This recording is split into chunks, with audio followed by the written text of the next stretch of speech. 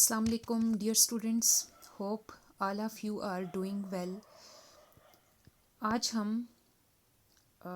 Unit number 1 that is fundamentals of chemistry का जो पहला टॉपिक है एलिमेंट वो डिस्कस करेंगे। सबसे पहले मैं आपको एलिमेंट की डेफिनेशन बताऊंगी।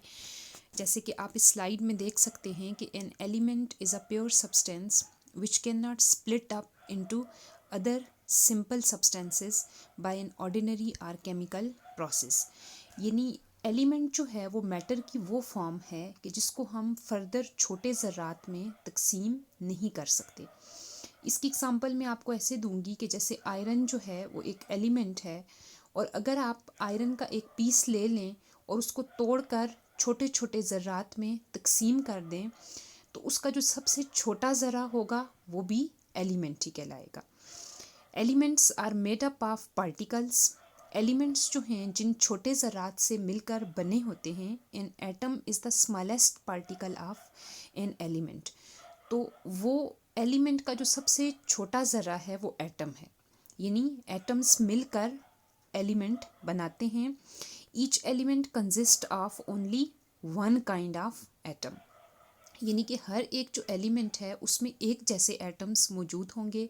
जैसे कि आयरन एक एलिमेंट है तो उसके अंदर सारे के सारे जो एटम्स होंगे वो आयरन के होंगे। सिमिलरली सिल्वर एक एलिमेंट है तो उसके अंदर जितने भी एटम्स होंगे वो सिल्वर के होंगे।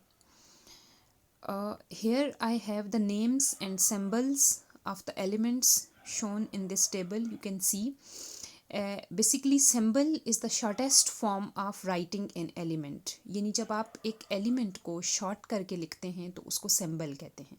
जैसे सबसे पहला जो यहाँ पे गिवन है वो है बोरान, उसका सिंबल है B। कार्बन, उसका सिंबल है C। ऑक्सीजन, उसका सिंबल है O। Now I have a question that is carbon atom or element? क्या कार्बन एटम है या एलिमेंट है? इस पिक्चर में आप देख सकते हैं कि कार्बन एटम जो है वो 6 इलेक्ट्रॉन्स, 6 प्रोटॉन्स और 6 न्यूट्रॉन्स से मिलकर बना है। ये कार्बन का एक सिंगल एटम है। अब कार्बन एलिमेंट कैसे बनेगा? इस पिक्चर में आप देख सकते हैं ये कोल यानी कि कोयला है और ये कार्बन एलिमेंट है। और प्रीवियस स्लाइड में जो आपने देखा जो कार्बन एटम था, यानी कि जब बहुत सारे एक जैसे कार्बन एटम्स मिलते हैं तो वो कार्बन एलिमेंट बना देते हैं।